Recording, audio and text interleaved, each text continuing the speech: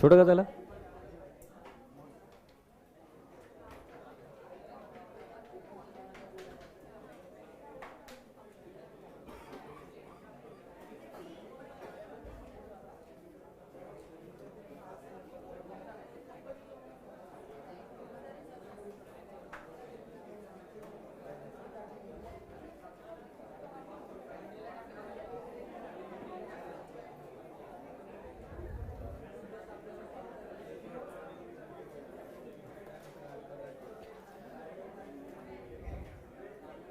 even now for some students Saturday is Saturday, you know, the way I'm observing it.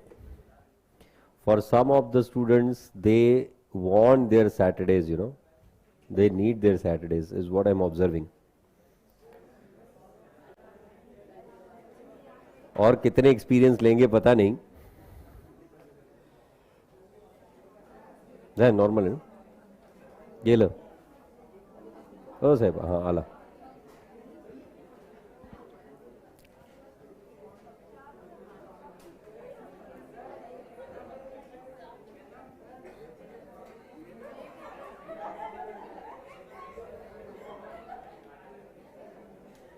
क्या है लब?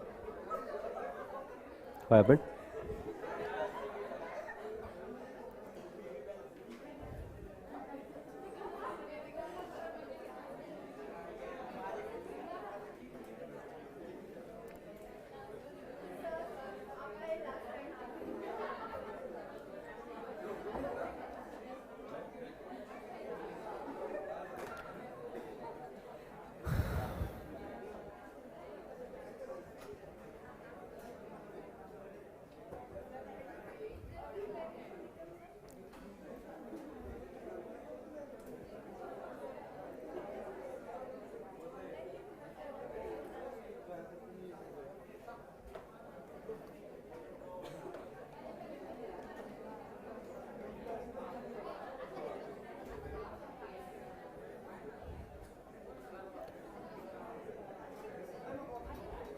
The bank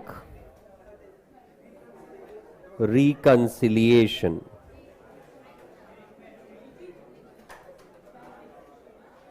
statement.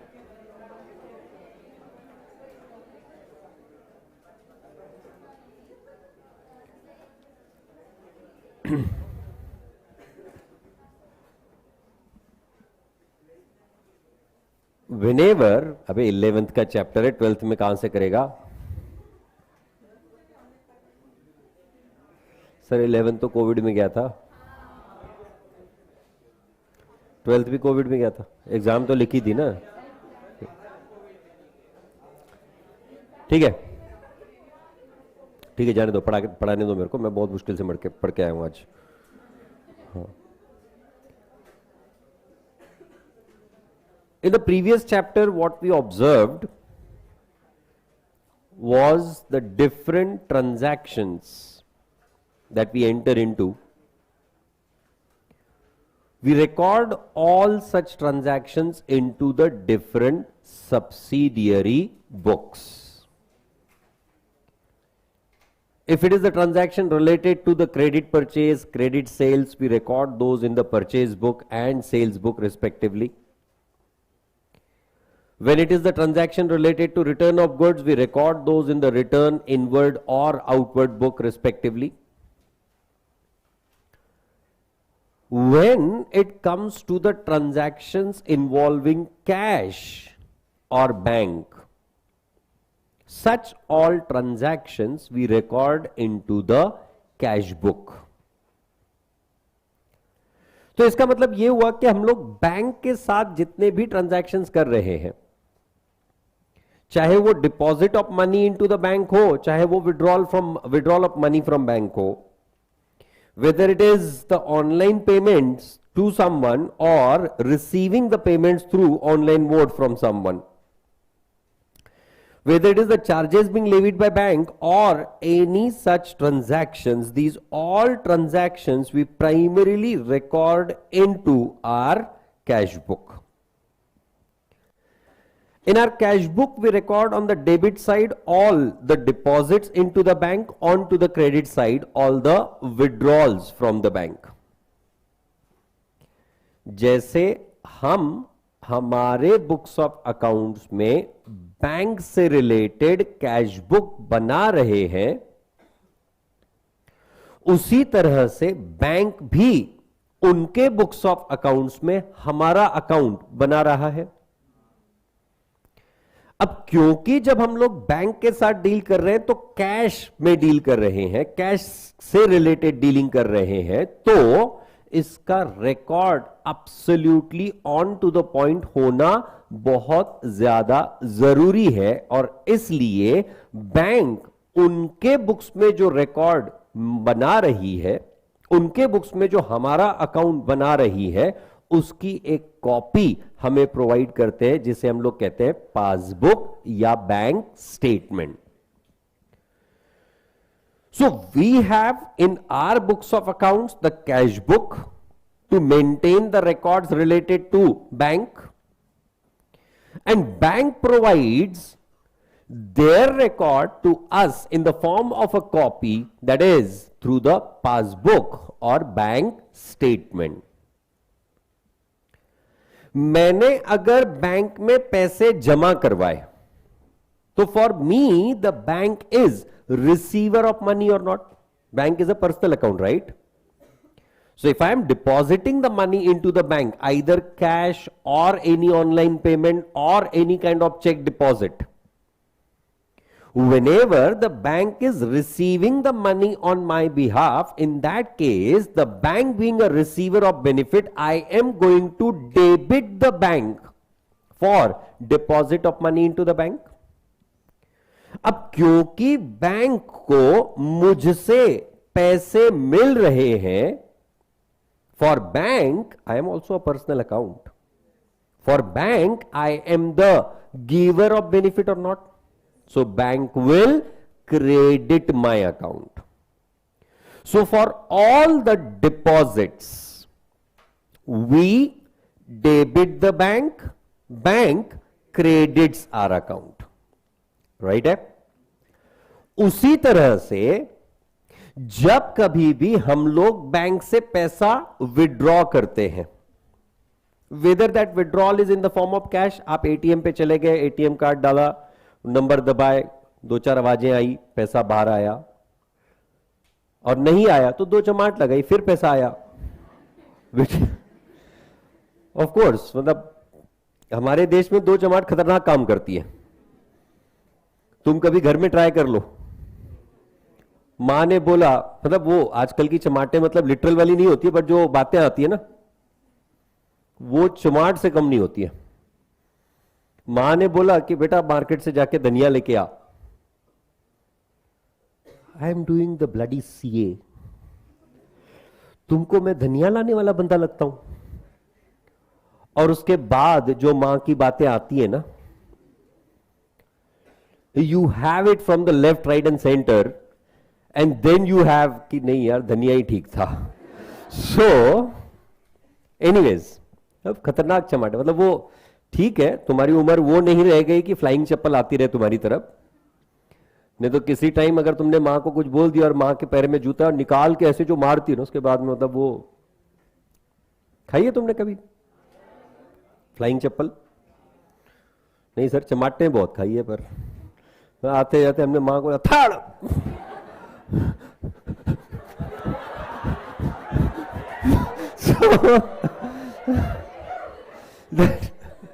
मतलब मन ही मन इतना कुछ बोल लिया होता है कि आगे कुछ आता ही नहीं है. रहने दो यार, मां है.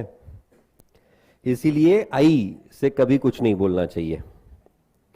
तो जब रिजल्ट आता है ना, तो वापस रीवेरिफिकेशन के लिए पेपर डालने की जरूरत नहीं है ना. एक बार आई ने बोल दिया, इंस्टीट्यूट आई, राइट, आई के अगेंस्ट जाना गुनाह है. नहीं तो बेटा जो चमाटे पड़ेगी ना, सोच लेना. फिर anyways, you have withdrawn the money from the bank either in the form of cheque or in the form of cash, या आपने किसी को ऑनलाइन मोड के थ्रू पेमेंट कर दी, या बैंक ने कोई चार्जेस लगा दिया. You will credit the bank or not? Because in such case, the bank is the giver of benefit and we are the receiver of benefit, and that's why bank will debit your account. तो इसका मतलब ये हुआ कि जब कभी भी हमने बैंक में डिपॉजिट्स किए तो we will debit the bank, bank will credit our account. And whensoever we withdraw the money from bank, we credit the bank, but the bank debits our account. हम जब जब बैंक को debit करेंगे, bank हमें credit करेगा. हम जब जब बैंक को क्रेडिट करेंगे, बैंक हमें डेबिट करेगा. तो इसका मतलब यह हुआ कि मेरे बुक्स ऑफ अकाउंट्स में डेबिट माइनस क्रेडिट अगर बैलेंस है, तो बैंक में भी लॉजिकली क्रेडिट माइनस डेबिट उतना ही बैलेंस होना चाहिए या नहीं. Which means what? My cash book bank column should be literal mirror image of the passbook और बैंक स्टेटमेंट और नॉट. अगर मेरे कैश बुक में जो डेबिट्स रिफ्लेक्ट हो रहे हैं वही क्रेडिट्स बैंक के पासबुक में या बैंक स्टेटमेंट में रिफ्लेक्ट होने चाहिए.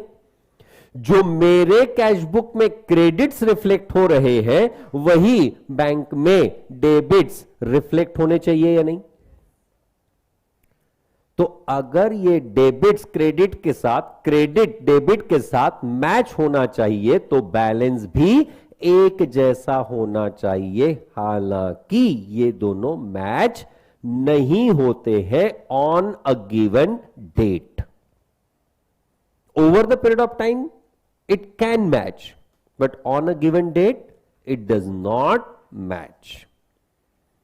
And because एक पर्टिकुलर डेट पे, जिस दिन के लिए आप रिकंसिलिएशन कर रहे हो, ये दोनों बैलेंसेस मैच नहीं हो रहे हैं, इसीलिए आप चेक करना चाहते हो कि ये दोनों बैलेंसेस आखिर मैच क्यों नहीं हो रहे हैं. हो सकता है कि आपने बैंक को डेबिट कर दिया पर बैंक ने आपको अब तक के क्रेडिट नहीं किया. आपको किसी पार्टी का चेक आया, आपने वो चेक बैंक में जमा करवाया, आपने एंट्री करी bank account debit to trade receivable, party account, customer account. Correct? आपने एंट्री कब करी? जिस दिन पे आपने बैंक में चेक जमा करवाया उसी दिन. The bank can not give you the credit against that cheque अभी के अभी, because you are not in Shivgarh. अभी के अभी.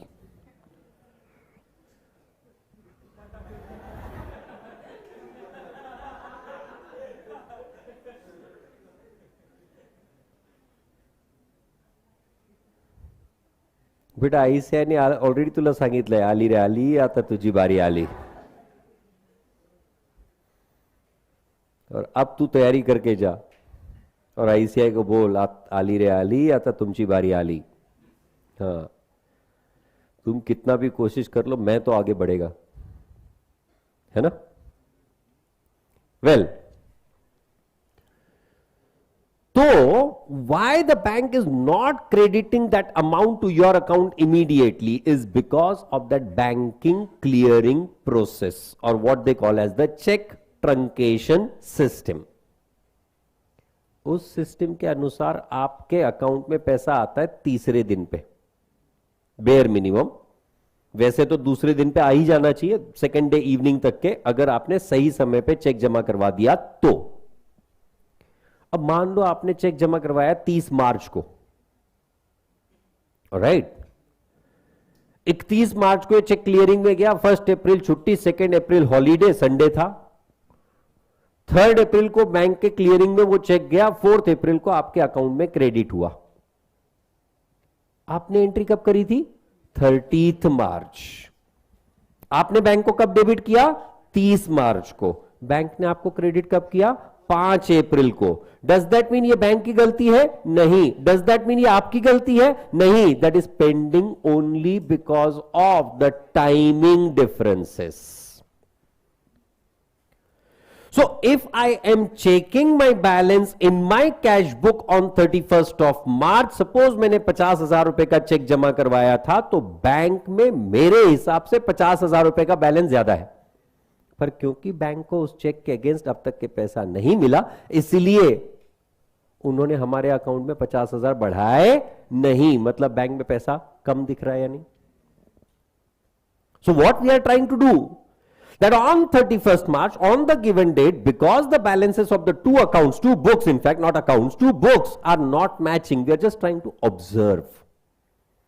We are just trying to understand why there is a reason, why there is a difference, and if that difference would not have been there, अगर ये जो reason of difference है ये नहीं होता, तो क्या कैश बुक का बैलेंस पासबुक के साथ मैच हो जाता. That process is what we call as the process of reconciliation. So what we are primarily trying to do, trying to observe कि अगर पहला क्या चेक किया हमने, बैलेंस में डिफरेंस है क्या ऑन द गिवन डेट. दूसरा हमने चेक क्या किया, अगर डिफरेंस है तो क्यों डिफरेंस है, what are the reasons for difference. और तीसरा हमने चेक किया कि अगर ये डिफरेंस नहीं होता तो क्या ये दोनों बैलेंसेस सेम होते. That is what is the process of reconciliation. अब क्यों करते हैं भाई रिकंसिलिएशन, जरूरत क्या है. One, when we will go through the reasons for difference, जो बेसिक रीजंस होते हैं उसमें सबसे पहले आता है timing difference.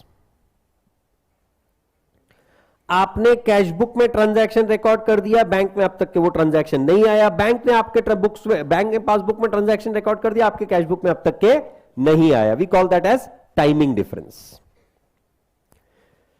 You have deposited the check, you recorded, bank has not yet recorded. You have withdrawn you have issued the check, you have recorded, bank has not yet recorded. तो उस वजह से डिफरेंस आ सकता है. अब bank ने annual charges debit कर दिया, आपको एक प्यारा सा मैसेज भेज दिया, your account is been debited bye ₹XYZ towards the annual maintenance charges of the account. अब क्या मेंटेन करते हैं पता नहीं, राइट, पर चार्जेस तो लगा रहे हैं. एक तो हमारा पैसा यूज करके पब्लिक से पैसा कमा रहे हैं और फिर उसके हमको चार्जेस भी लगा रहे हैं. ये कमाल ही है यार, पर है, ऑप्शन नहीं है. Because today you cannot do anything else without the banking channels. अगर बैंक में अकाउंट नहीं तो हम वड़ा पाव के यहां पे भी टूंग टोंग नहीं कर सकते हैं, है ना. वो बीच में आया था फैम पे and all that, but those all are the worst concepts. लोगों के पैसे अटक रहे हैं उसमें, and people have started avoiding to use those kind of concepts. वो जो होते हैं ना माइनॉर्स के लिए, जिनके बैंक में अकाउंट्स नहीं है, उनके लिए फैम पे, या आप हमारे वॉलेट में पैसे ट्रांसफर कर दो, हम तुम्हारे लिए पेमेंटिंग करते रहेंगे, right. But that is not a good thing over a longer period of time. You have to come into the banking channel, and for that purpose in any circumstance you can not survive without the banks. तो तुमको bank को charges देते रहना पड़ेगा, right. अब bank ने charges लगा दिया, आपको पता ही नहीं चला, आपको मैसेज आया, आपने ध्यान नहीं दिया, इग्नोर कर दिया. सादा मैसेज हम पढ़ते भी नहीं है आजकल, तो व्हाट्सएप वाले भी नहीं पढ़ते हैं, जब तक जरूरत ना पड़े तब तक. हाँ, मतलब लोगों, मतलब आजकल बंदों के पास स्ट्रैटेजीज देखो. पहले वो इंटरनेट बंद करते हैं, फिर व्हाट्सएप ओपन करते हैं, फिर वो बंदे का पूरा मैसेज पढ़ लेते हैं, फिर बाहर आ जाते हैं, व्हाट्सएप क्लोज कर देते हैं, फिर इंटरनेट चालू करते हैं. सामने वाले को पता ही नहीं चलता कि इसने मैसेज पढ़ लिया. सर ऐसा होता है, ये तो हमको पता ही नहीं था. सेटिंग चेंज करने की जरूरत ही नहीं है, बस सीन करके अनसीन, देखा अनदेखा कर देना, राइट. तो कहा नहीं ऐसा कुछ नहीं होता है, छोड़ो. हाँ, तुम लोग ज्यादा टेक्निकल जानकार हो.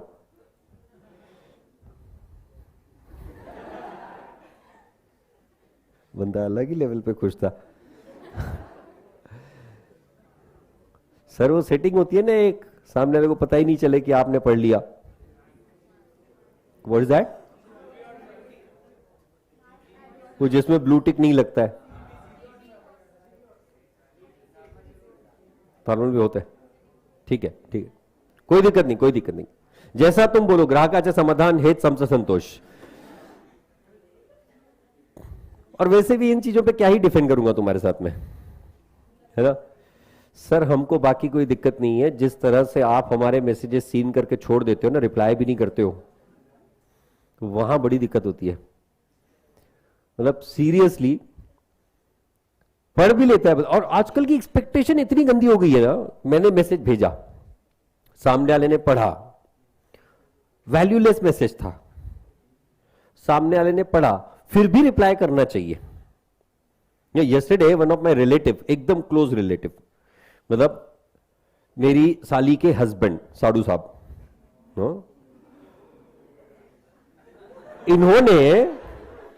इन्होंने कोई मैसेज भेजा मेरे पास, वीडियो बकवास जो फॉरवर्ड होते हैं ना, काइंड ऑफ दैट, इन्होंने एक फॉरवर्ड भेजा मेरे पास व्हाट्सएप पे, ठीक है, भेज तो दिया।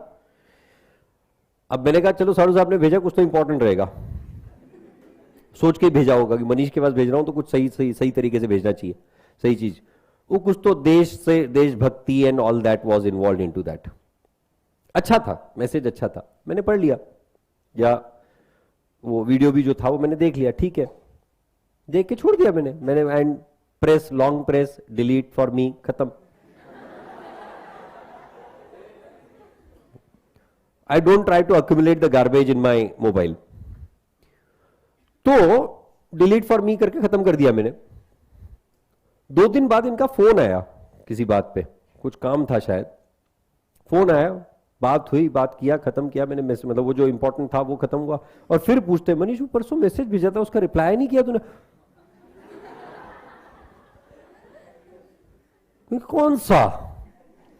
कहते वो एक वीडियो भेजा था, उसके नीचे इतना बड़ा मैसेज था। मैं पढ़ते पढ़ते थक गया यार, मैंने तो उसी टाइम डिलीट कर दिया। नहीं, मैं I am very blunt with them, they know about it very well. तो कहानी ये है कि ये बकवास फॉरवर्ड जो होते हैं ना, इसकी कोई वैल्यू नहीं होती है। और अगर सच में तुम लोग क्रिएटिव हो ना, जब कभी भी, specially I am very much clear on this, कभी भी सामने वाले को किसी को कुछ लिखना है, भेजना है, खुद का बना के भेजो, खुद का लिख के भेजो, I really appreciate that. But ये जो बंदे भेजते हैं ना, मतलब कहीं से वो downloaded forward, no need, then don't send it ना। तुम्हारी जिसमें क्रिएटिविटी नहीं हो, तुम करके क्या ही करोगे, राइट? मेहनत खुद की हो तो मजा अलग आता है। तो अब इस स्टेटमेंट में गलत क्या था, जो मैंने कही उस स्टेटमेंट में गलत क्या था, मुझे बताओ। Obviously that is the situation, मेहनत खुद की होगी तो ही बजाएगा। हाँ, किसी और ने तुमको नोट्स बना के दिए, तुमने वो पढ़ लिए, और उसके बेसिस पे सपोज तुम पास हो गए, तुम्हारे पास कंटेंट नहीं रहा, कि कंटेंट तो तुम्हारा था ही नहीं, कंटेंट तो तुमने दूसरे का चुराया था। So the point is what, have your own effort. अबे जा बे, कट ही नहीं हो रहा है phone.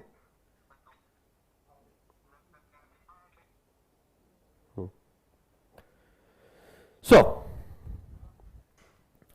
what I am trying to highlight upon is कि आपने एक चेक विड्रॉ किया, या फिर आपने किसी को ऑनलाइन पेमेंट की, बैंक ने आपके अकाउंट को डेबिट कर दिया, बैंक ने आपके बिहाफ पे पेमेंट कर दी, आपने अब तक के उसकी एंट्री नहीं करी।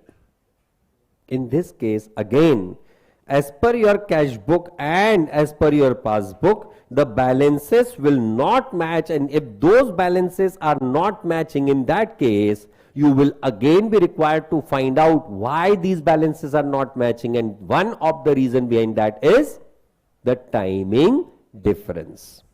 अब जैसा मैंने कहा कि जब कभी भी आप रिकंसिलिएशन करने जाओगे तो आपको यह पता चलेगा कि there are certain transactions which are there in passbook, पर आपके कैश बुक में नहीं है। कैसे?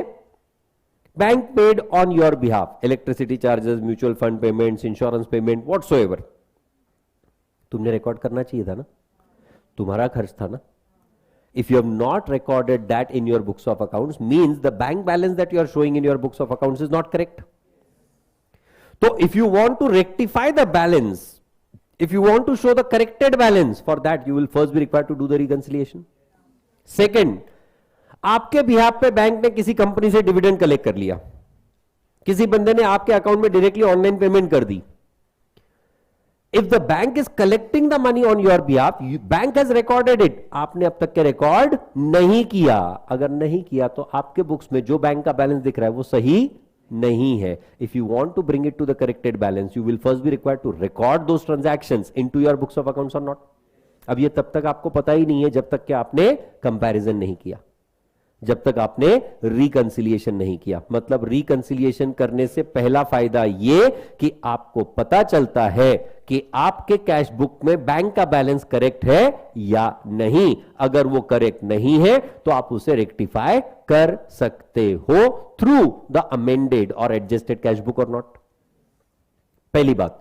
दूसरी बात, वाई रिकंसिलिएशन. आपका कैशियर खुराफाती है, आपसे चेक पे साइन करवा के जा रहा है, बैंक में से पैसा विड्रॉ कर रहा है, आपको बता ही नहीं रहा है, मतलब एंट्री नहीं कर रहा है. बैंक से पैसा विड्रॉ हो गया, अब आपका पूरा भरोसा उस बंदे पे. अब जैसे तुम्हारे पेरेंट्स ने तुम पर जिस दिन पूरा भरोसा किया उस दिन तुमने वो तोड़ा. राइट सर, इतना डीप नहीं बोलना था सर, सच्चाई है वो बात अलग है, पर इतना सच भी नहीं बोलना था. पेरेंट्स भरोसा करते हैं और हम पूरी कोशिश करते हैं कि उस भरोसे पे खरे उतरे, कोशिश करते हैं. पर सर उम्र ही ऐसी है ना कि हमें लगता है ये सही है, वो बाद में पता चलता है नहीं था सही. राइट. एनीवेज, वैसे ही अगर मैं सारे चेहरे ऐसे सक पका गए ना सर, आपने बहुत गंदा मारा है सर.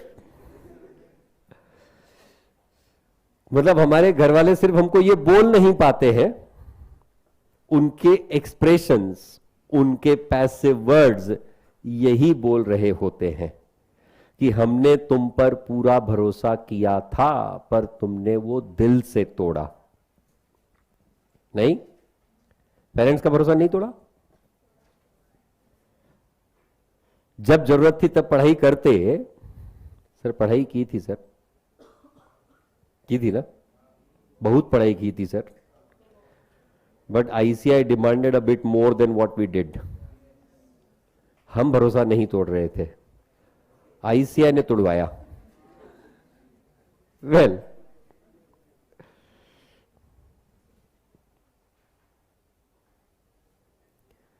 ये अलग ही लेवल है यार.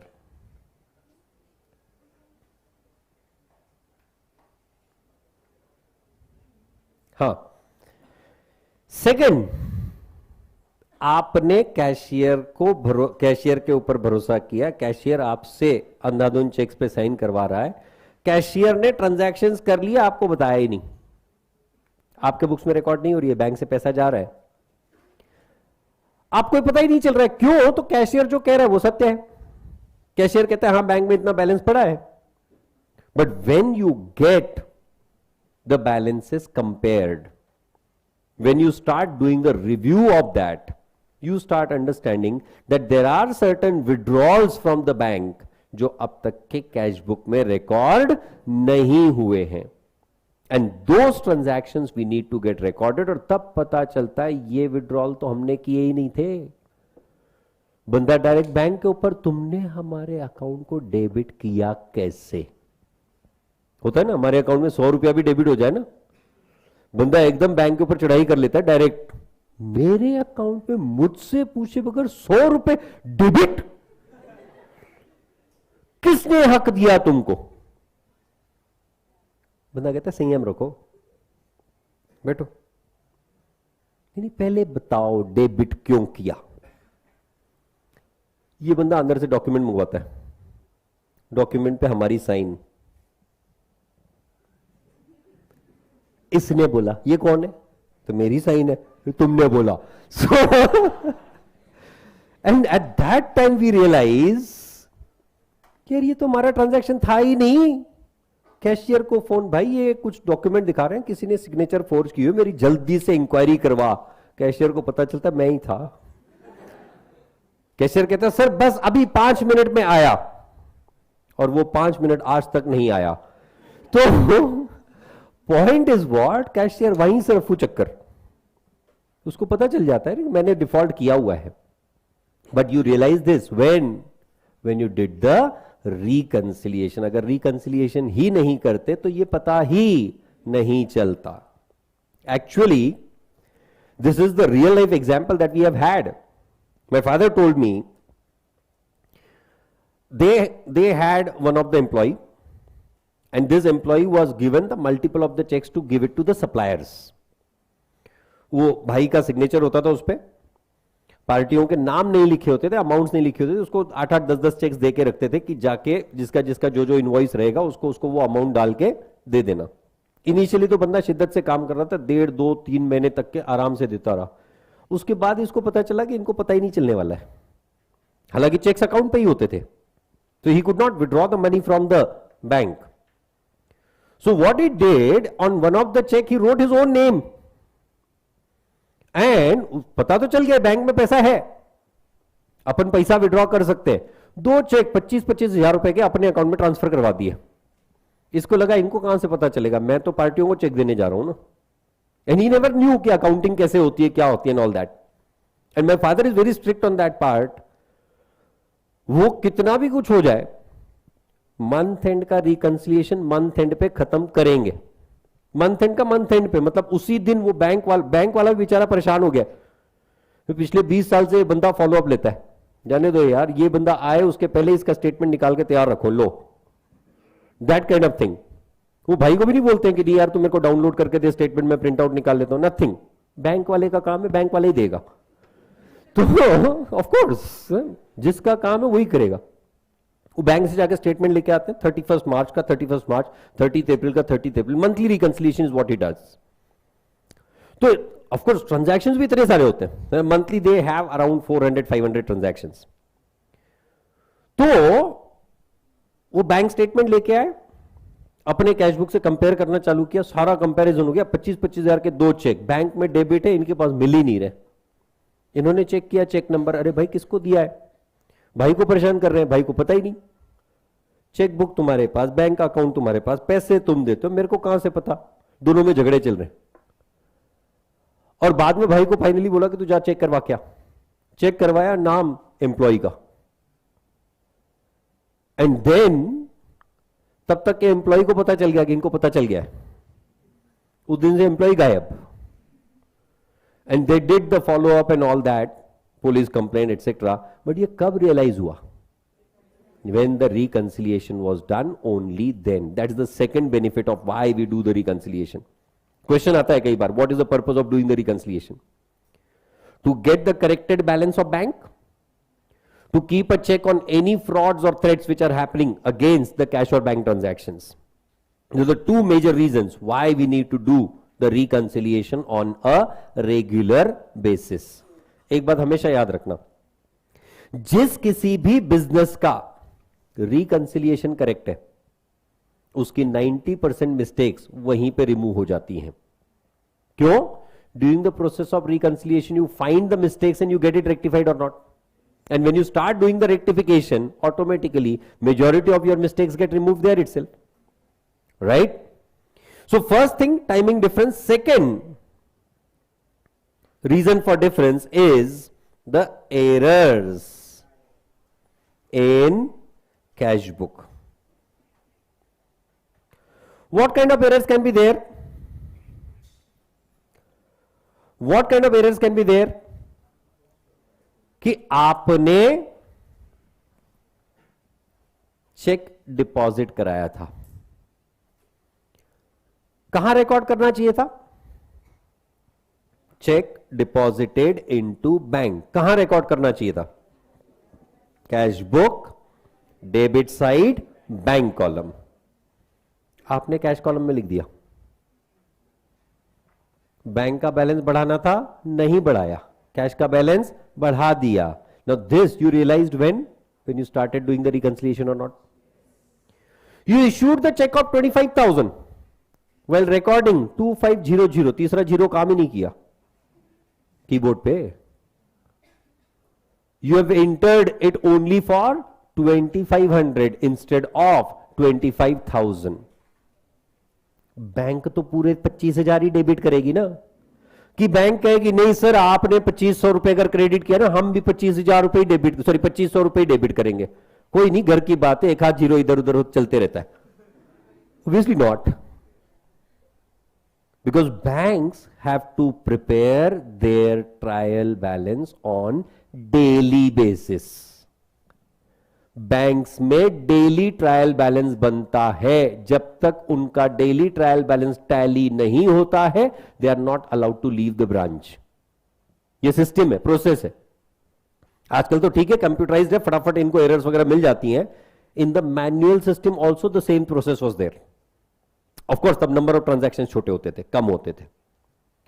तो any which ways the point is what, bank is correcting, recording it correctly, but you have made the wrong mistake.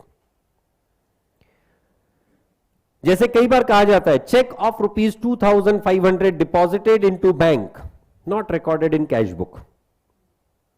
Error of omission, complete Ghazni.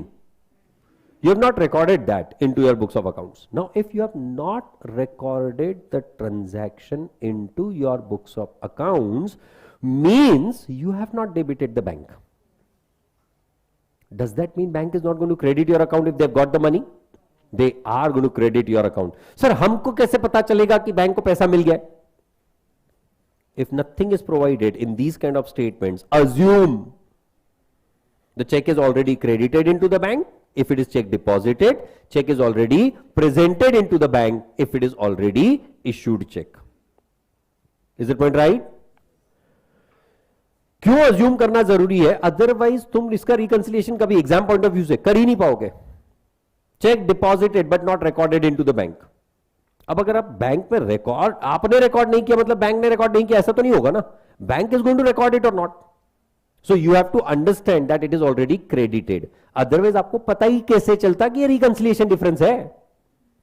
मान लो आपने 5,000 रुपए का चेक बैंक के अगेंस्ट इश्यू किया, आपने रिकॉर्ड नहीं किया, आपने आपके सप्लायर को चेक दे दिया, सप्लायर ने जाके वो अपनी बैंक में डिपॉजिट किया, बैंक ने आपके अकाउंट को डेबिट कर दिया. जब आप कंपैरिजन करते हो तब न जाके पता चलेगा कि आपके अकाउंट में बैंक में डेबिट हुआ है पर आपने कैश बुक में क्रेडिट नहीं किया है. डेबिट हुआ तब पता चला ना.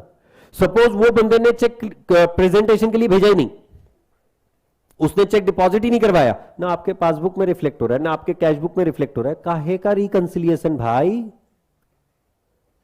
Are you able to understand what I am saying? Check issued to a supplier not recorded into the cash book. However, this check is not presented for payment. अगर ऐसा कहा है, this is not a reason for difference. This is not a reconciliation point at all. पर अगर simple statement है check issued but not recorded into the cash book, we have to assume it is already presented for payment into the bank. Is that point right?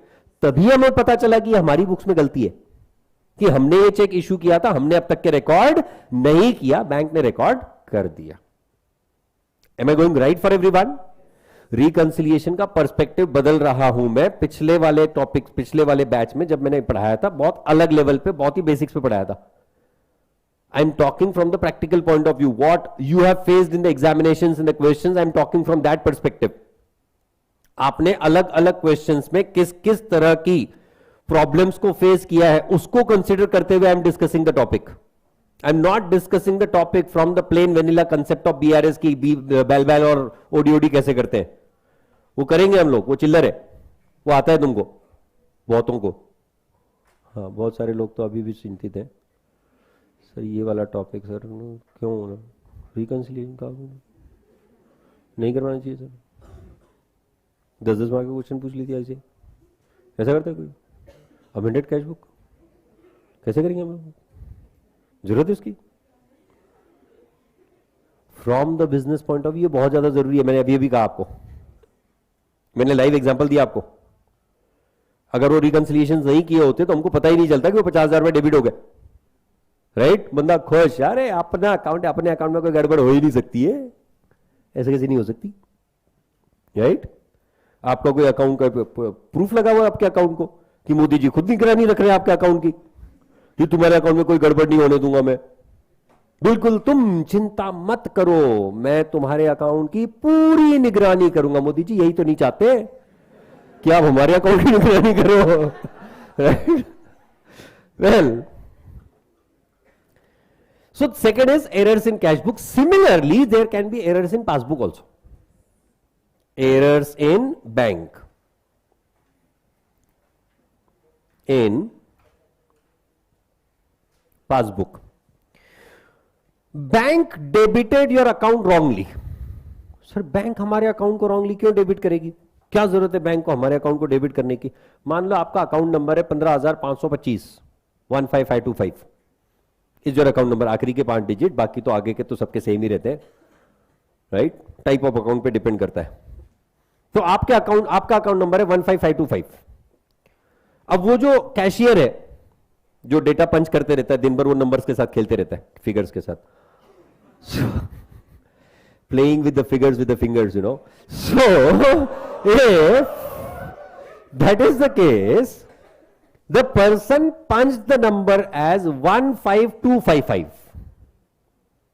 आपका account number है 15525, उसने number पंच करते समय किया 15255, credit करना था 15525, credit कर दिया 15255, दो इधर उधर हो गए, राइट? अब अगर ऐसा हुआ,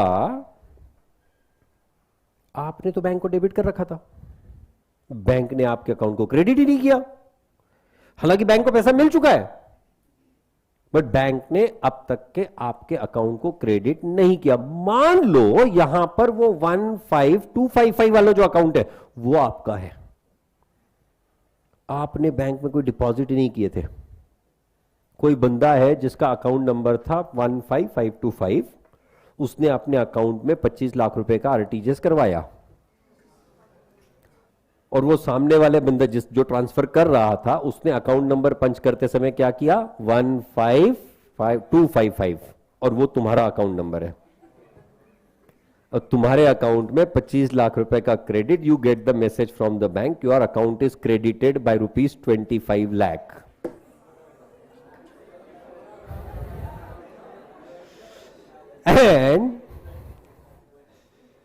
And when you get that credit of 25 lakh rupees, पहले आप चेक करते हो, यार मैंने इतनी अमाउंट एक साथ पहली बार देखी है, राइट? पहली बात। दूसरी बात, मैं पापा से इतनी मिन्नतें करता हूं, वो 500 रुपए मेरे अकाउंट में क्रेडिट ना करवाए, 25 लाख कहां से आ गया? और हम लोग हिम्मत भी नहीं करते पापा को फोन करते, पापा वो मेरे अकाउंट में आपने गलती से 25 लाख रुपए क्रेडिट करवाए। क्यों? अगर पता चल जाए उनको सच में क्रेडिट करवाए, पहले डेबिट करवा दे। पापा को तो नहीं बताना है मैंने, मेरे अकाउंट में पैसा है। क्या जी? जॉइंट अकाउंट होता है। Till the time you are minor, yes it may be the case, but once you become major it's no more a joint account. Joint है अभी भी नहीं ना? हाँ हाँ, नहीं तो 20 रुपए डेबिटेड, 50 रुपए डेबिटेड, दिन भर पापा को मैसेज आ रहे, बेटा ऐसे कौन से काम कर रहा है तू 20-50 रुपए वाले।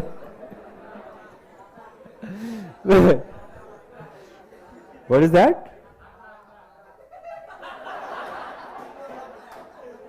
What is that? I didn't get it. अच्छा 18 रुपए है, ये मुझे पता नहीं था।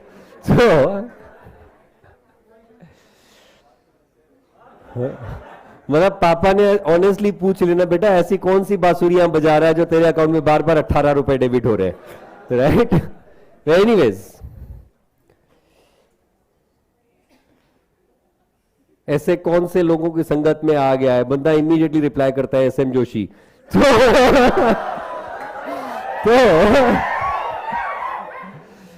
एनीवेज, तो कहानी ये है कहानी ये है, पर विद ड्यू रिस्पेक्ट, नहीं, forget about SM sir, but I'm talking about you people with due respect. If any one of you are involved into any of such things, maybe, probably, if I show you the serious calculations, honestly, you'll go mad on that.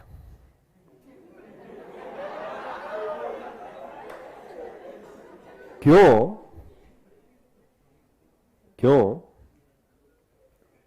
ये I'll do one thing. I'll just keep it pending for now. अभी थोड़ा सा reconciliation को आगे बढ़ाते हैं. अब जब मेरे पास समय मिलेगा ना, जब मुझे लगेगा कि हाँ मैं अब बात कर सकता हूं, at that time I'll surely be telling you this, right? हाँ, I'll come back. I'll pull the topic. Don't worry on that part. हाँ.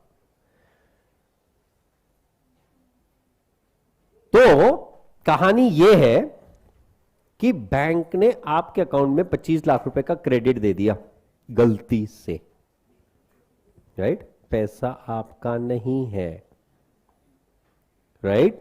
So that means what? Because of that your, अब बैंक ने तुम्हारे account को credit किया, इसलिए तुम्हारे bank को डेबिट कर दोगे क्या? सर आपने क्रेडिट किया, मैंने डेबिट किया, पैसा मेरा हुआ, बात खत्म, चलो निकलो. You can not do something like that, right? हाँ, दिस इज नॉट अलाउड. ऐसा एक हमारे सप्लायर है, उनके केस में हुआ था. They do have the large value transactions. आज से नहीं, करीब 20 साल पहले से. लार्ज वैल्यू मतलब उस समय पे 2-5 लाख के, आज की वैल्यू में करीब 20-25 लाख रुपए का सिंगल ट्रांजैक्शन ऐसे दिन में 5-5, 10-10 बार होता है उनके अकाउंट में, सिंगल ट्रांजैक्शन. तो लगभग 2017 में इनके अकाउंट में क्रेडिट हो गया कुछ 32 लाख रुपए, 32 lakh rupees. No, he was not having any kind of feeling, क्योंकि वो नॉर्मल था उनके लिए. 32 लाख रुपीज का क्रेडिट आना, that was normal, obvious, routine में था. क्रेडिट आया, ये बंदे ने आगे चेक्स इश्यू कर दिए, आरटीजीएस ऑनलाइन पेमेंट कर दिए, एंड पैसा गया. 1 महीने बाद रिकंसिलिएशन हुआ. भाई ने खुद का रिकंसिलिएशन, बिजनेस में रिकंसिलिएशन हुआ, अकाउंटेंट ने रिकंसिलिएशन किया. अकाउंटेंट ने रिकंसिलिएशन करके पता चला 32 लाख रुपए का सर वो गलत क्रेडिट आया था, अपने थे ही नहीं. ये बंदा कहता है थे ही नहीं का मतलब क्या होता है? क्रेडिट अपने अकाउंट में अपना पैसा हुआ. कहता नहीं सर ऐसा नहीं होता है, वो बैंक से गलती से क्रेडिट हुआ. तेरे को किसी को बताने की जरूरत नहीं है. और ये बंदे ने सच में नहीं बताया. 6 महीने बाद the bank sends in the notice that your account was credited wrongly, और इन्होंने उसके बाद में ट्रांजैक्शन कम कर दिए वो बैंक में. ऑब्वियस ही बात है, आगे ट्रांजैक्शन होंगे, अकाउंट में पैसे पड़े होंगे, वापस निकाल लेंगे, राइट? हमारे 32 लाख. तो इन्होंने ट्रांजैक्शन बंद कर दिया. Bank almost non operative kind of account हो गया वो. तो 6 महीने बाद इनको नोटिस आई, एक लेटर, प्रेम पत्र ब्रांच मैनेजर की तरफ से, सर वो हमसे एक बहुत बड़ी भूल हुई थी, प्लीज माफ करिए. बंदा कहता नहीं 6 महीने हो गए, अब माफ नहीं करूंगा. तो जब नोटिस आई, ये बंदे ने कहा मुझे कुछ पता ही नहीं था, let me do the reconciliation, I will check it, और अगर सच में होगा तो विल डिस्कस. 3 साल हो गए, बंदे ने डिस्कस ही नहीं किया. उधर से नोटिस आ रही है, रिप्लाई कर रहा है, बस इतना ही चल रहा था. प्रेम पत्र खेल रहे थे. आखिर में ये बंदा लिटरली पुलिस को लेके आया that it's a crime. You cannot use the wrongly credited money to your account. क्यों? That is not your money. That was bank's money which came to your account wrongly, and in that case, if you use it, उन्होंने इसको waiver दिया, अगर तुमने वो पैसा use कर लिया तो that is considered as an overdraft and you are required to pay the interest on that utilized money. अरे भाई गलती से हुआ तो मेरी थोड़ी बैंक की गलती थी. बैंक की गलती क्रेडिट करने की थी, तुमने फ्रॉड किया पैसा विड्रॉ करने का. अभी जब मैं कह रहा था 100 रुपए का डेबिट हो गया, एकदम चढ़ाई होती है, हमारे अकाउंट में कैसे डेबिट, पहले वो बताओ. क्रेडिट हुआ वो नहीं पूछ रहे हो, राइट? वो भी तो रिस्पॉन्सिबिलिटी है ना. And therefore if the account gets credited wrongly and if you withdraw that money, it is considered as an overdraft. You are not only required to pay back that money, but also you have to pay the interest on that if you utilize it. अगर use नहीं किया होता तो कोई दिक्कत नहीं थी, use कर लिया तो आपको उस पर ब्याज देना पड़ेगा। फाइनली इनका सेटलमेंट कहां हुआ कि तुम सिर्फ कैश वापस दे दो हमारा 32 लाख रुपए, तुम ब्याज मत दो 3 साल का। ये बंदा खुश, सिंपल सी बात है। 12×36 1 साल का ब्याज लगभग 4 लाख रुपए, 12% से भी पकड़ा। 3 साल तक बंदे ने पैसे यूज किए, 12 लाख रुपए का तो ऐसे ही फायदा हो गया, 32 लाख वापस कर दिया। पैसे तो थे, कोई दिक्कत थोड़ी थी। तो कहानी ये है, the bank can also do the errors, and if at all there are the errors in bank, those are also to be rectified, but not by you. Those errors will be rectified by the bank. Until the time the bank rectifies it, the given errors in passbook will keep appearing in your bank reconciliation statement. Is the point right? So primarily, why we do reconciliation and what are the reasons for differences? These are the two things only we have discussed. Reasons for differences can be timing differences, you have recorded, bank has not recorded, bank has recorded, you have not recorded. Errors in your cash book, errors in your passbook. These are the only 3 reasons why the balances do not match. अब ये reasons identify करने के बाद में हमने reconciliation कैसे करना चाहिए? बैलेंसेस किस किस तरह के होते हैं? There can be the favourable balances, there can be the overdrawn balances. How we have to approach the reconciliation, when are we suppose to prepare the adjusted cash book. These are the parts that we have to learn in the next lecture. Monday accounts lecture will not be there, so we are going to meet again on Tuesday, on which we'll be talking about the remaining part. Okay.